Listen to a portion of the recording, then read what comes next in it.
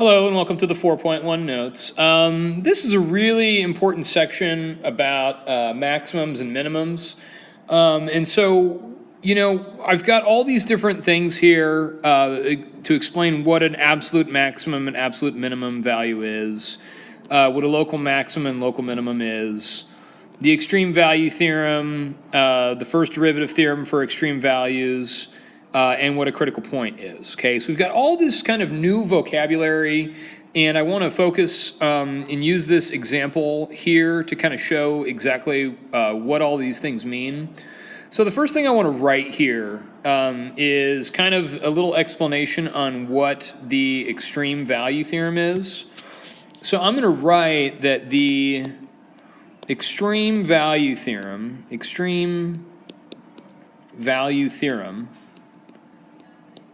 okay, and the idea behind the extreme value theorem is that if our function f of x is continuous, okay, continuous on a closed interval, okay, closed interval a, b, okay, then f of x will have maximums and minimums. Okay, maximum and minimum values. Okay, and this isn't, I'm kind of just trying to put it in terms where that you guys will understand. This isn't exactly the theorem. If you want to actually read the theorem, you can look at the top of the page and actually try and make sense of that. Okay, but the main thing that I want to talk about here when I'm talking about these two things is the fact that we want to make sure that f of x is a continuous function on a closed interval between a and b. And when I say closed interval, then what I really mean is that I have endpoints. Okay, endpoints on my function. Okay, so we really want to make sure that our function is continuous and it has endpoints, okay? And so let's kind of talk about a few of the things that we get here. One of the main things that I have is an absolute maximum, okay?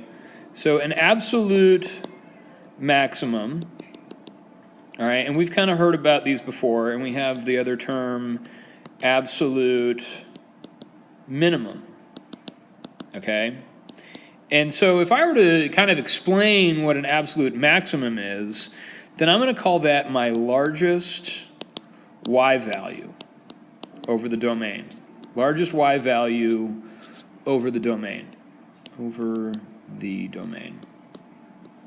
Okay. And then I'm going to talk about the absolute minimum is the smallest y value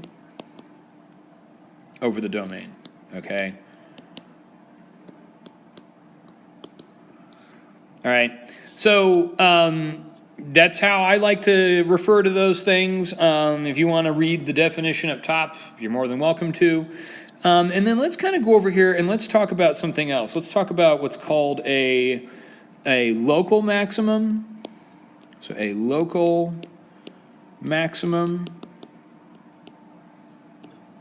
and what's called a local minimum. Okay. Now a local maximum, that's the largest y value over an interval.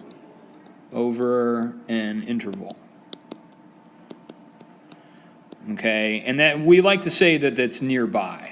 Okay, so largest y value that's nearby. Okay, and you guys will have plenty of time to practice this and see what I'm talking about here. And so then the local minimum is the smallest y value over an interval. Okay, we also say that that's nearby, okay?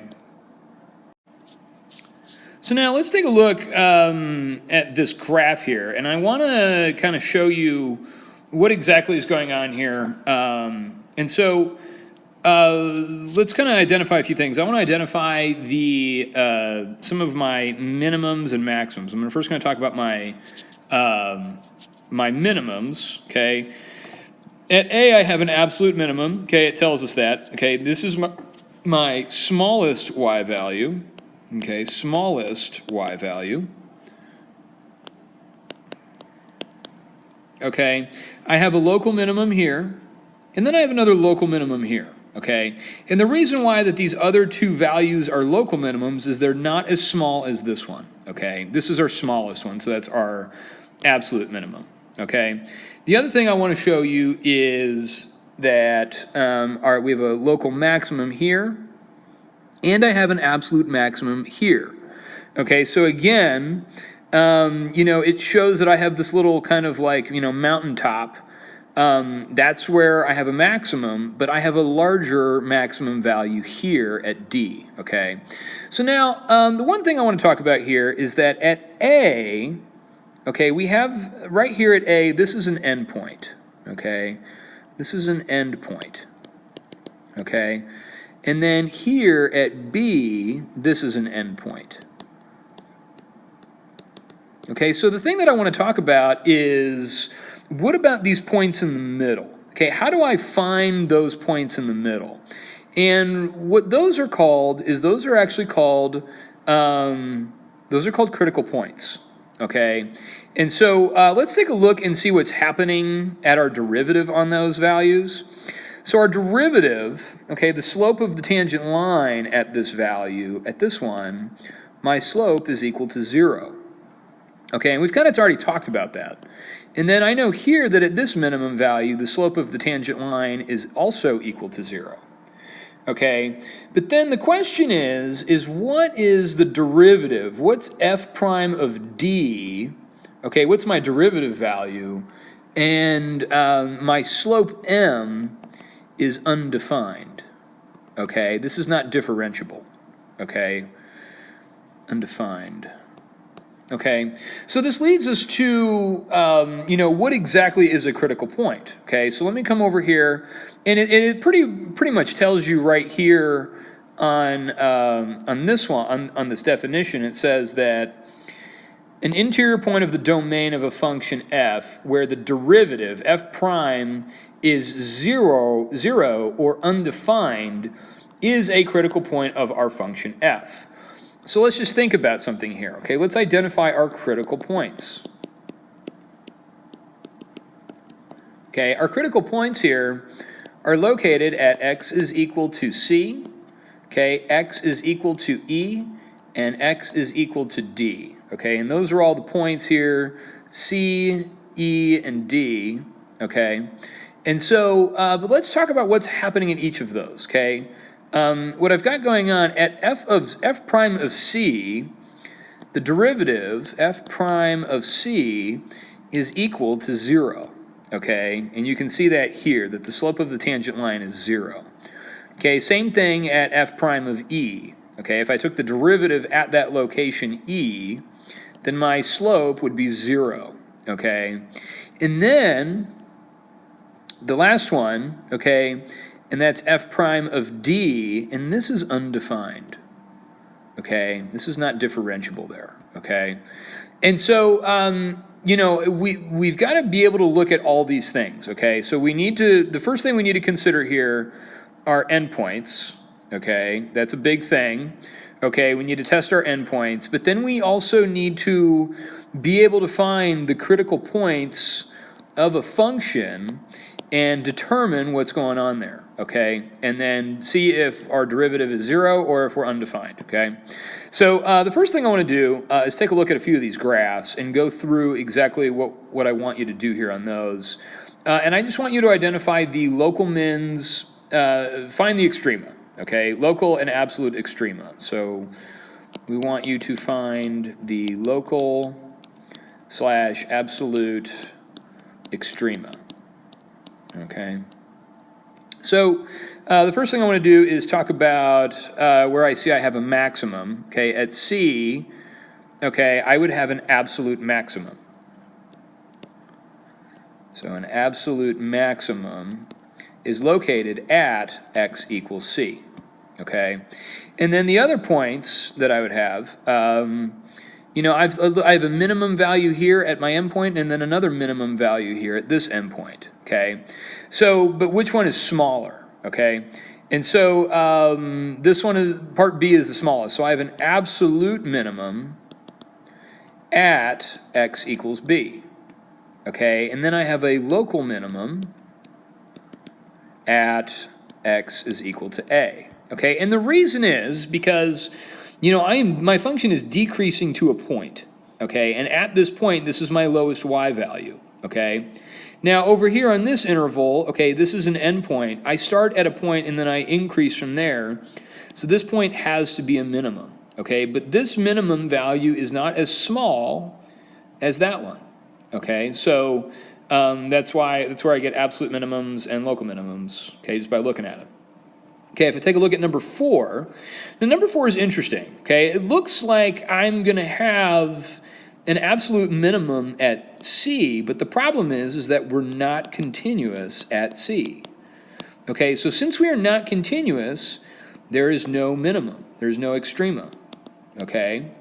And the same thing with our endpoints, okay? There is a hole here. This is not continuous. So not continuous, okay, there is no extrema. Okay, no maxes or mins. Okay, same thing at B. Okay, this is not continuous, so there is no extrema. All right. Now let's take a look at number 6. Number 6 is a little tricky. Okay, the first thing I'm going to notice is that I have an absolute minimum, okay, at C. Okay, that is my lowest y value, so I have an absolute minimum value at x equals c, okay? And then I have what looks to be an absolute maximum value here, okay, at b, okay, absolute maximum value at x equals b. But then we have to look and we have to say, okay, well, what's going on at a? Okay, but we have to identify that this value here is not continuous, okay? So there's no extrema here, all right? And you're probably wondering, well, but what about this value up here? Isn't that the largest y value on the graph? And technically, yes, but according to the mean value theorem, remember, this function has to be continuous, okay? And it's not continuous at A, okay? We can talk about extreme values at any other point, okay, along this continuous function, but at A, we are not continuous. We have a hole, and the point has jumped up, okay? So I hope that this is okay for you. I'm going to pause this video and then do another one for the problems below. So there will be a part 2 to this. So I hope you enjoyed this. If you need to rewatch this video to reiterate what I'm talking about, then let's go ahead and do that. See you in a bit. Thanks. Bye.